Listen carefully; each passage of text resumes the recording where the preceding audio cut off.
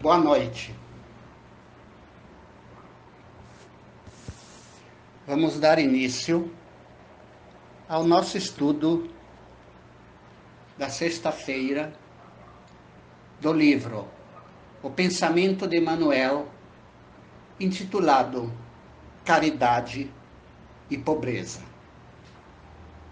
Como estamos em estudos virtuais em janeiro, todos os estudos da casa estão sendo apresentados na modalidade virtual. Vamos começar o nosso estudo com uma pequena leitura do livro Vida Feliz, capítulo 35, falando da importância da caridade. Reserva algum período do teu tempo ao serviço sem remuneração, à caridade fraternal, à ação em favor da comunidade. A hora vazia é sempre espaço mental perigoso. Oferece-a ao teu próximo, a alguma sociedade ou agremiação que se dedique à benemerência, à construção de vidas. Pequenas ajudas produzem os milagres das grandes realizações. Jamais te excuses a este mistério de ajuda desinteressada, não retribuída. Senhor Jesus, amigos espirituais, elevamos nesse instante nosso pensamento a vós, rogando o vosso amparo para esse estudo que vamos realizar. Que vossas bênçãos, Pai querido, se derramem sobre todas as pessoas que vão ouvir esse estudo. Todos sejamos fortalecidos na fé, iluminados no caminho do bem, do entendimento, da fraternidade, da tolerância e da compreensão. Que saibamos, Pai querido, também nos doar mais, compreender mais, ajudar mais e trabalhar sempre no bem.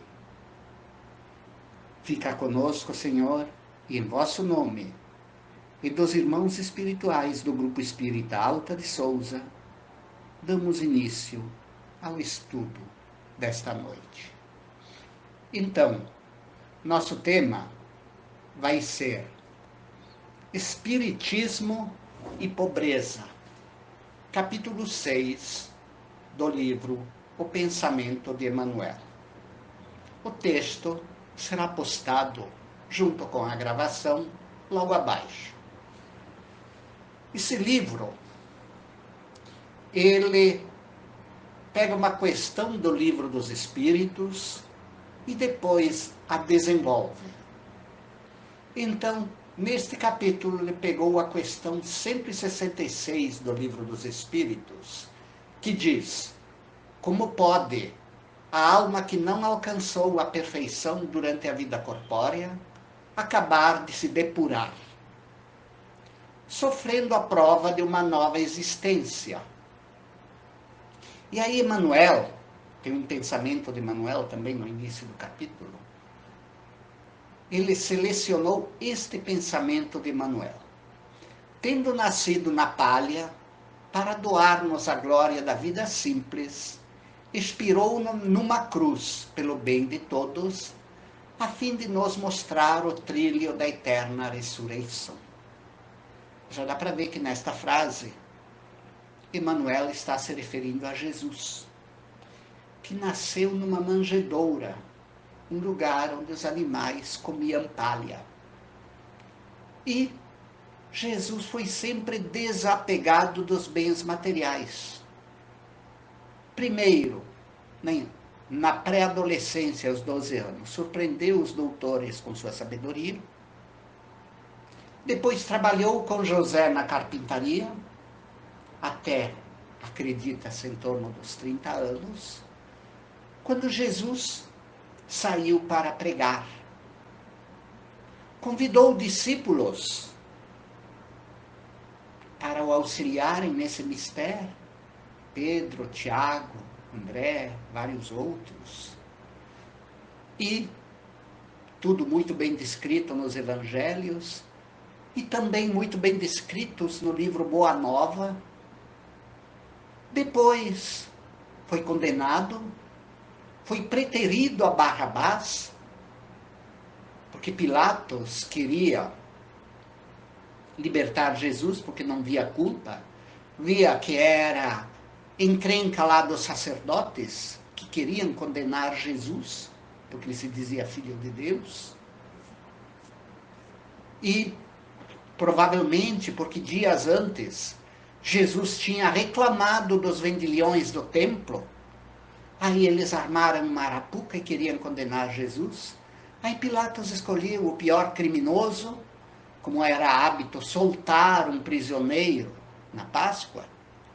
Escolheu o pior criminoso, Barrabás, e disse: quem vocês querem que eu solte, Barrabás ou Jesus?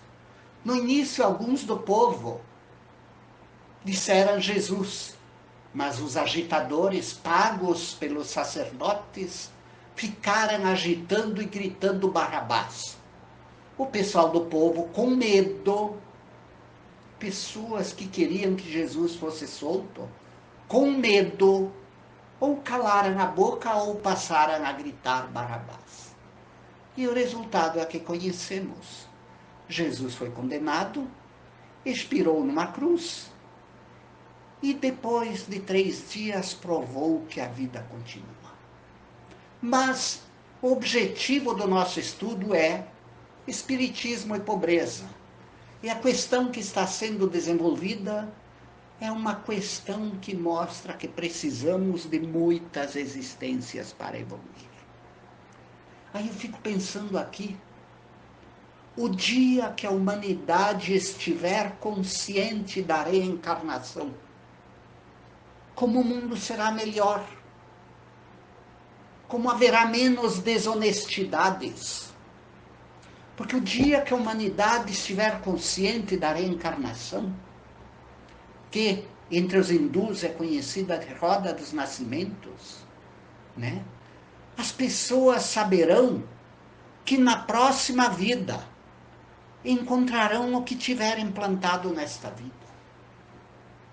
A gente vê em nosso Brasil hoje tanta corrupção, tanta violência, tantas injustiças, hackers invadindo computadores e dando golpes, enfim, tanta coisa do mal.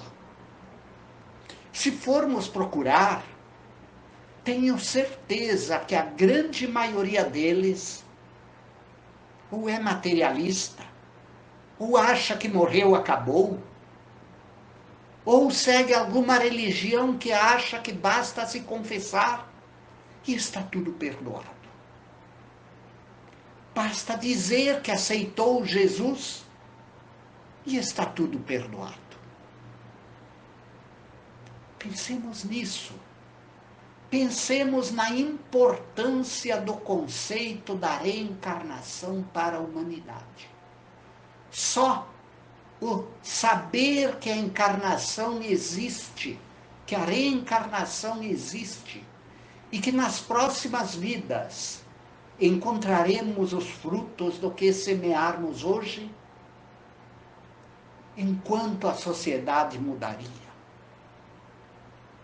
Mas aí a gente olha a Índia. Na Índia, a grande maioria das pessoas tem consciência da reencarnação. Não uma consciência clara, como aqui nós temos aqui, em que cada um planta o seu destino, cada um constrói o seu destino com seus passos. Porque existem variantes do brahmanismo, que é a religião dominante lá na Índia, também que tem seitas igual ao cristianismo, tem vários ramos igual ao cristianismo. Tem variantes do brahmanismo que acreditam que se você não comer carne, você se purifica, mas não cuida muito do comportamento. Tem variantes que se você fizer sacrifício para os deuses, eles acham que os deuses vão ajudar a que você tenha uma boa reencarnação na próxima vida. Que você tenha uma próxima vida melhor. O interessante é que eu assisto séries coreanas.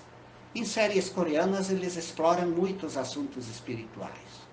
Em algumas, parece que conhecem o espiritismo. Em outras, eles acreditam em variantes do budismo, onde deuses interferem na reencarnação também, e vejo equívocos parecidos lá também.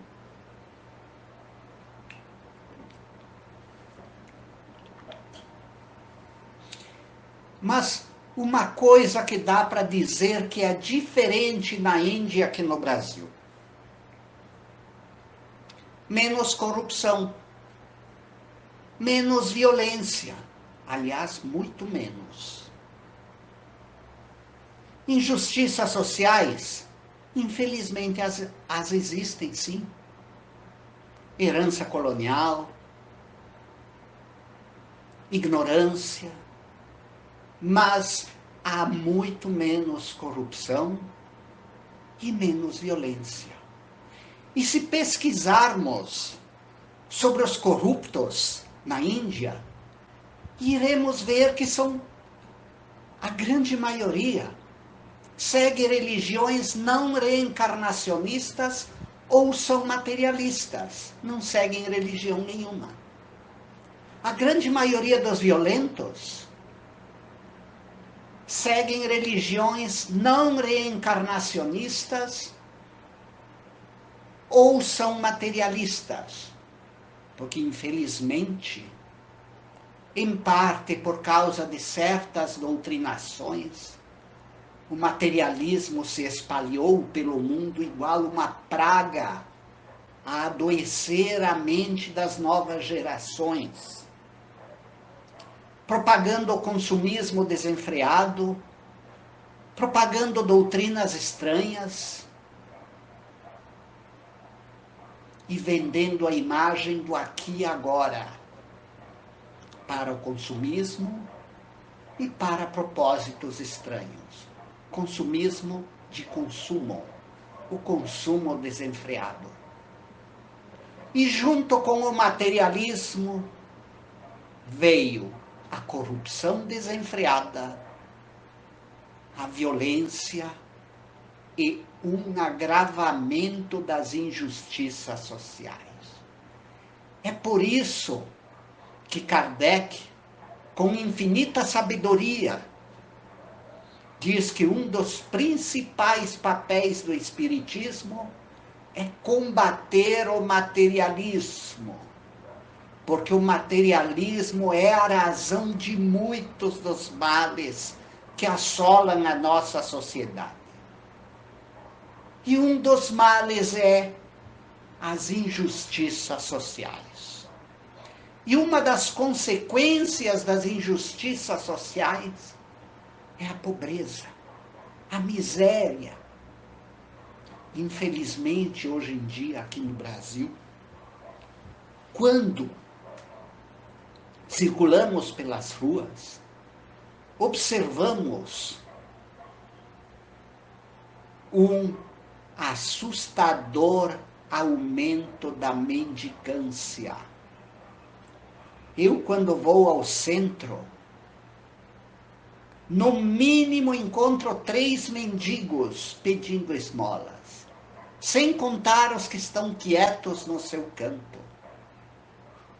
E se formos olhar, quando a corrupção começou a aumentar desenfreadamente, quando a mendicância começou a aumentar desenfreadamente, foi quando a corrupção avassalou a nossa sociedade, gerando quebra de empresas, desemprego, ou seja, corruptos se apossaram de bens que a eles não pertenciam e geraram o desemprego. Junto com o desemprego, muitas pessoas que até tinham uma vida digna acabaram indo para a rua, da rua para a mendicância e para os males que estamos presenciando.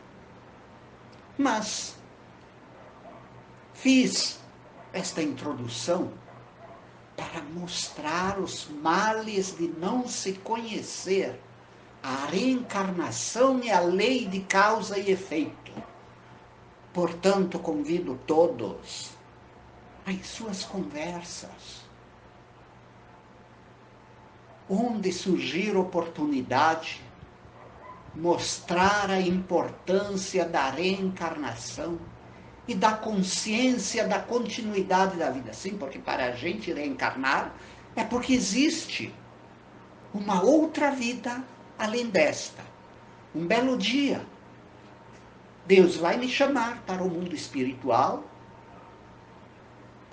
Ao despertar lá, encontrarei aquilo que eu mereço, em função do tipo de vida que eu tiver levado aqui. Ficarei um tempo lá, e um belo dia, com auxílio de mentores, será programada a minha próxima existência na Terra. Será avaliado o meu passado, esta e encarnações anteriores, para ver o que eu ainda devo na contabilidade divina. Será avaliado o que eu preciso aprender, o que eu preciso para progredir, para crescer espiritualmente. E serão programados os acontecimentos principais da próxima existência. Passado algum tempo, que depende de um monte de fatores, olha eu de volta ao berço. Primeiro, tentando me adaptar ao mundo, com as cólicas que um bebê tem, não sei o quê. Observemos um bebê. É um espírito que volta. Ao longo de um tempo razoável, precisa aprender a existir aqui, aprender a se alimentar com alimentação gradativa, depois aprender a andar, reaprender a falar. E durante a infância, que as potencialidades do espírito estão parcialmente adormecidas, é uma época que o espírito está altamente influenciável para se plantar boas influências na criança.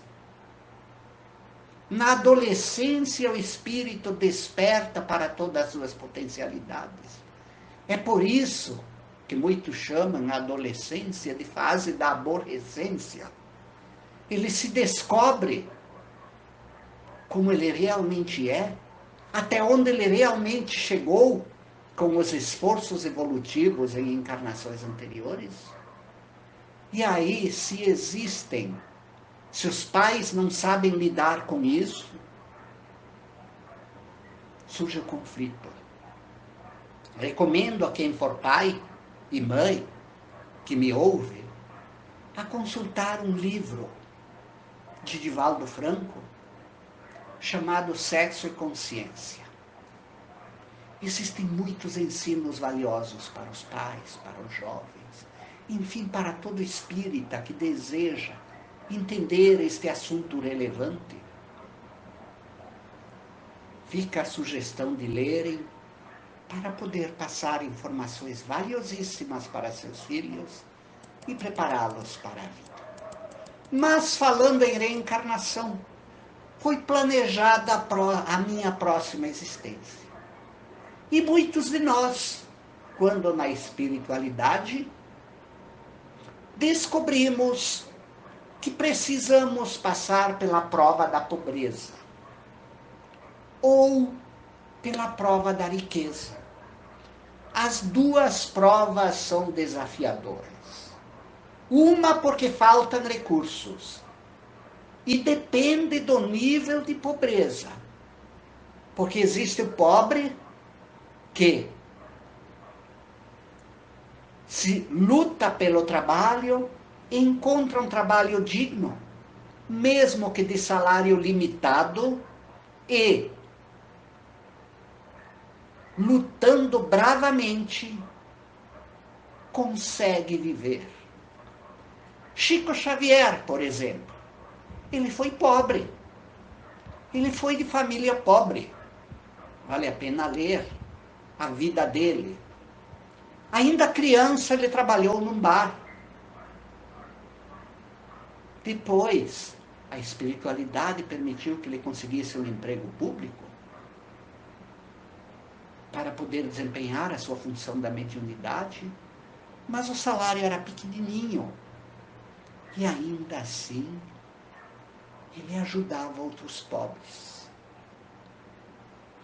A prova da riqueza também é desafiadora, porque apresenta facilidades. E entre as facilidades vem o assédio dos paparicadores do rico. O rico pode ter poder, precisa saber usar o poder com sabedoria. Vem as tentações, precisa saber se preservar das tentações.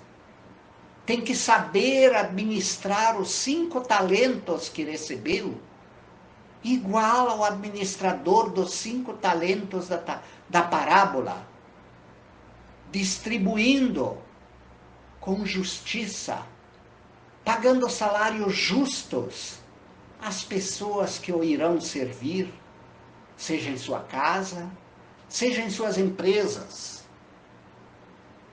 Então, reflitamos sobre as duas provas. Aqui no livro O Pensamento de Manuel, explica que, na provação da pobreza, o espírito pode sofrer a tentação da revolta. Alguns espíritos fracassam pela tentação de se apossar do que não é seu. Está fracassando na pobreza. Porque, infelizmente, ao tentar se apossar do que não é seu, seja roubando, seja assaltando, seja utilizando, sabe-se lá, que estratégia para pegar o que não é seu, ele está fracassando e se candidatando a outras existências na pobreza, até o dia que ele buscar obter o seu sustento com o suor do seu rosto. Oremos por aqueles que caem, façamos preces por aqueles que caem na tentação da revolta. Porque eles podem estar se endividando, e fazendo preces por eles, estaremos dando forças aos espíritos que buscam aconselhá-los, para buscar o sustento com o suor do seu rosto, mesmo que seja limitado. E na prova da riqueza, a do abuso, existe o risco de abusar dos bens da vida, não cuidar do seu corpo, sucumbindo aos vícios, ou cometendo injustiças com os semelhantes que o servirão, seja em casa, seja nas empresas. E aí, esse capítulo desenvolve que causas podem levar um homem para o estado de pobreza na terra. Uma prova solicitada espontaneamente quando da programação da próxima existência.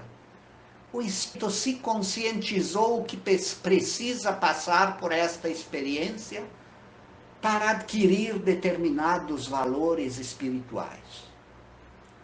Uma outra opção é resgates expiatórios. Exemplo: quem tem poder e riqueza e caiu na tentação da corrupção, provavelmente é um forte candidato a resgates expiatórios. E digo mais, sabe-se lá em que condições.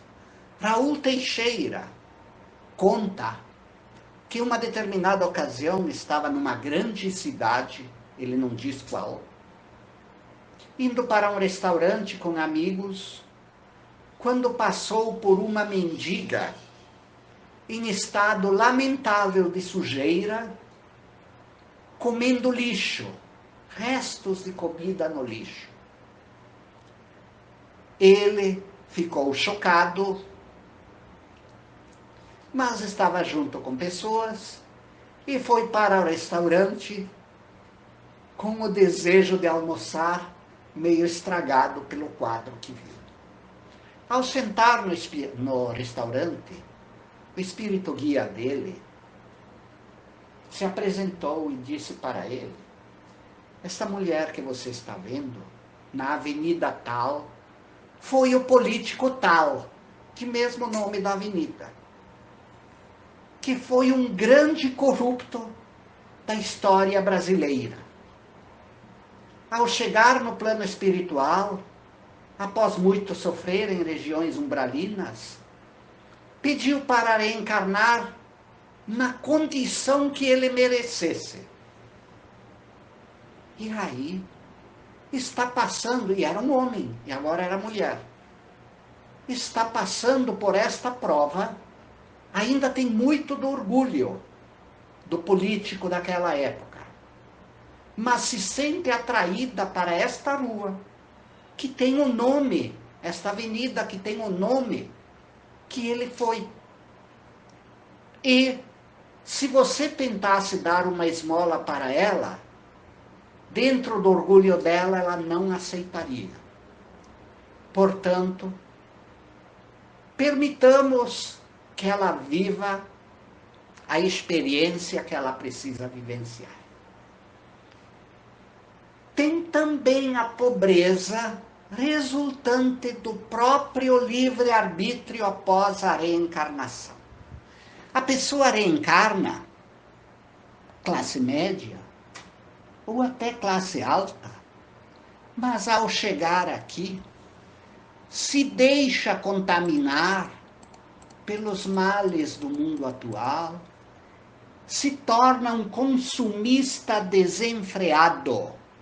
Aquele sujeito que tem um cartão de crédito e na hora que compra, não lembra que no fim do mês vai ter que pagar. E se endivida. Ou pior, cai em vícios. Eu soube de filhos de pessoas classe média que infelizmente começaram a usar drogas. A família acabou expulsando de casa porque se tornou absolutamente inconveniente. Era violento. Causava problemas policiais para os familiares, que a droga alucina o sujeito, né? Acabou preso e ao ser libertado a família não aceitou de volta. Adivinha para onde ele foi? Para a rua. Portanto, sim, podemos ter reencarnado para viver numa condição econômica razoável, mas tínhamos tentações para vencer.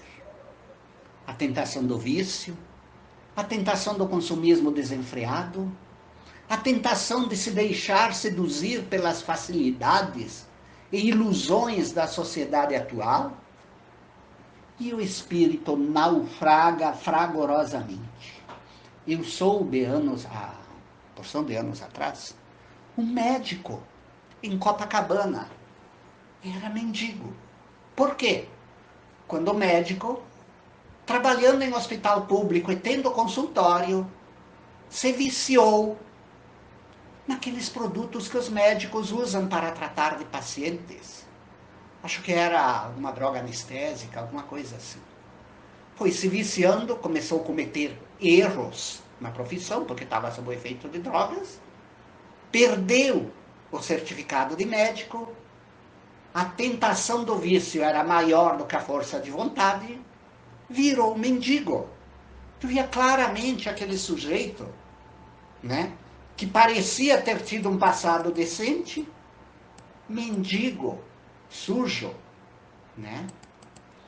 Então, são situações que podem levar o espírito à pobreza, né?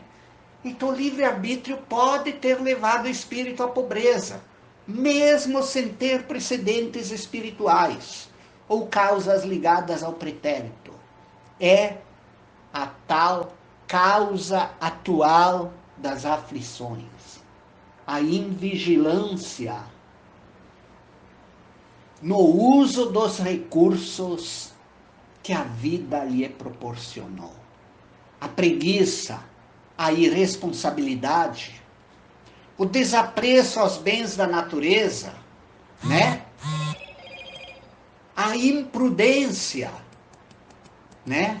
A imprudência, portanto, todos os dias, em nossas preces, peçamos à espiritualidade que nos ajude a ser prudentes em nossas escolhas, equilibrados em nossos relacionamentos, vigilantes quanto às tentações que nos aparecem. Peçamos todo dia nas preces para poder conduzir a experiência atual dentro do que foi programado, sem nos endividar, seja financeiramente, seja espiritualmente, né? E aqui o texto trata uma seguinte coisa, porque existem gradações da pobreza. Existe o homem pobre que trabalha, tem um salário pequeno, né? Ele tem uma pobreza honrada. Quem consegue levar a sua pobreza de forma honrada, ele se melhora intimamente e se candidata a encarnações em condições melhores no futuro, né?